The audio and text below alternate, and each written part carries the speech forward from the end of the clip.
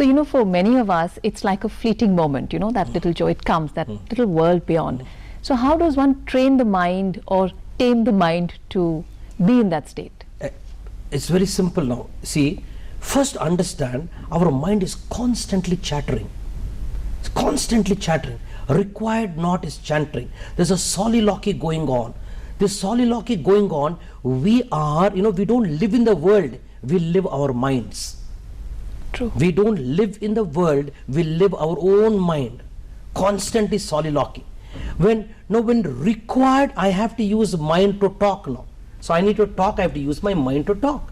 When not required, why does the mind chatter? Why does the mind chatter? That means it's a compulsive disorder. Like how there's compulsive disorder of washing hand constantly or scratching the head. If you see, mind is useful when I have to communicate to you. I'm using the computer, I need my thoughts. When not required, just simply taking a bath or just walking or looking at the sun or the birds, the kind of addictive thoughts, the compulsive repetitive thoughts goes on chewing and munching and chewing and munching. It's a disorder. We have to recognize this as a disorder. Once you recognize the disorder, I use the mind, my thoughts when required. When not required, I switch off the mind. The art of switching off, and when not required, not to use it. When required to use it, then I am the master of the mind. Mind is nothing but vritti pravaha iti manaha. Just a flow of thoughts. Just flow of thoughts. Required, use thought. Not required, don't use thought. But if you're going on using thoughts, nowadays people have insomnia is increasing. When you have to sleep, right, dreamless sleep, very few people get now. Luxury. It's a luxury. Yeah. And therefore now there are sleep doctors in America, which has increased now, tell them how to put to sleep. Because sleep can be filled with dreams, and sometimes dreams can be traumatic dreams. And that is very horrible traumatic dreams. All because people have not learned the art, the acumen, the acuity, the skill, how to stop this inner chattering. There's no effort. Now people say it's very difficult, Swamiji. You need to practice.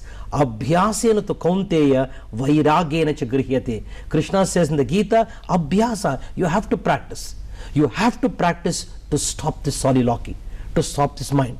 You have to practice to use focused thoughts, not vikshipta manaha, scattered thoughts don't use.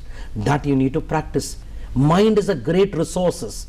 Mind is like a knife. You can use the knife to cut a loaf of bread. You can take the knife and stab yourself or stab others. Don't blame the knife.